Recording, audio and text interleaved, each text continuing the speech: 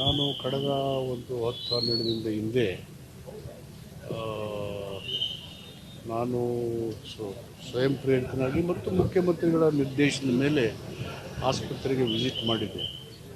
ಒಂದು 5 ನಿಮಿಷ ಮಾತಾಡಿಬಿಟ್ಟು ಅವ್ರಿಗೆ ನಿಮ್ಮ ಆ, ಚಿಕಿತ್ಸೆಯ ವೆಚ್ಚ ಎಲ್ಲ ಸಂಪೂರ್ಣವಾಗಿ ಸರ್ಕಾರನೇ ಭರಿಸ್ತಿದೆ ಅಂತ ಹೇಳಿ ಅವರು ಆರ್ಥಿಕ ಸಂಕಷ್ಟದಲ್ಲಿ ಇದ್ದರು. ಅದನ್ನು ಹೇಳಿ ಹೋಗೋಣ ಅಂತ ಹೋದೆ.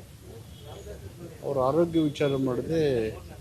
ಅವರು ಅವ್ರ ಮಗಳು ಹೇಳಿದ್ರು ಅವ್ರಿಗೆ ಯೂರಿನರಿ ಟ್ರ್ಯಾಕ್ಟ್ ಇನ್ಫೆಕ್ಷನ್ ಆಗಿದೆ ಮತ್ತು ಹಿಪ್ ಜಾಯಿಂಟಲ್ಲಿ ಆಗಿ ಟ್ರೀಟ್ಮೆಂಟ್ ಫಿಸಿಯೋಥೆರಪಿ ಕೊಡ್ತಾರೆ. ನಾನು ತಿಳ್ಕೊಂಡೆ ಅದು ಗುಣಮುಖ ಆಗೋಂಥದ್ದು, ಅಂತ ಮೇಜರ್ ಏನಿಲ್ಲ ಅಂತ ಹೇಳಿದಾಗಿ ನಾನು ಹೋಗ್ತಾ ಇದ್ದೆ. ಆವಾಗ ನಿದ್ರೆ ಮಾಡ್ತಾಯಿದ್ರು. ಅವರು ಮಗಳು ಏಡಿಸಿದ್ರು ಮಾದೇವಪ್ಪನವ್ರು. ನಾನು ಹೋಗಬೇಕು ಅಂತಿದ್ದವನಿಗೆ ಅವ್ರಿಗೆ ಮಾತು ಪ್ರಾರಂಭ ಆದಮೇಲೆ 30-45 ನಿಮಿಷ ಹೋದರೂ ನಾನು ಹೋಗೋಕ್ಕೆ ಮನಸ್ಸಾಗಲಿಲ್ಲ. ಯಾಕೆಂದರೆ ಅವ್ರು ಪ್ರಾರಂಭ ಮಾಡಿದ್ರು ನಮ್ಮ ದೇಶದ ಸ್ವತಂತ್ರ, ಅದರ ಉದ್ದೇಶ.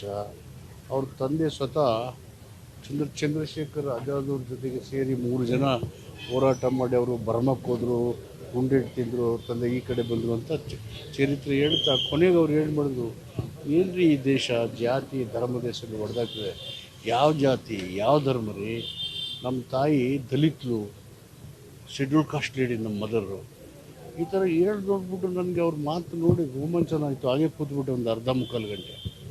ಅಂತಿಮವಾಗಿ ಎಲ್ಲ ಮಾತು ಮುಗಿದ ಮೇಲೆ, ನೀವು ನಿಮ್ಮ ತಾಯಿ ದಲಿತರು ಅಂತ ಹೇಳಿಲ್ಲ, ಹೊರಗಡೆ ಹೋಗಿ ಎಂಥ ಸಂದೇಶ ಹೋಗ್ತಾಯಿತ್ತು, ಎಂಥ ಪ್ರತಿಭೆ ಇದೆ ನಿಮ್ಮ ಅಂಥ ತಾಯಿ ಹೊಟ್ಟೆಲಿ ಹುಟ್ಟಿ ನಿಮಗೆ ಅಂತ ಹೇಳಿದಾಗ, ನಾನು ವಾಪಸ್ ಹೋದಾಗ ಫಸ್ಟ್ ಕೆಲಸ ಅದೇ ಮಾಡ್ತೀನಿ, ಪುರಸ್ಕಾರ ಹೇಳ್ತೀನಿ ಅಂತ ಹೇಳಿ. ಪಾಪ ಅದು ಹೇಳೋದಕ್ಕೆ ಅವರು ನಮ್ಮನ್ನು ಅಗಲಿದ್ದಾರೆ. ಅವರ ಅಗಲಿಕೆಯಿಂದ ಮತ್ತೊಬ್ಬ ವ್ಯಕ್ತಿ ಬಂದು ಆ ಕ್ಷೇತ್ರದಲ್ಲಿ ಆ ಜಾಗನ ತುಂಬಕ್ಕೆ ಸಾಧ್ಯ ಇಲ್ಲ. ಅಂಥ ಪ್ರತಿಭಾವಂತರು.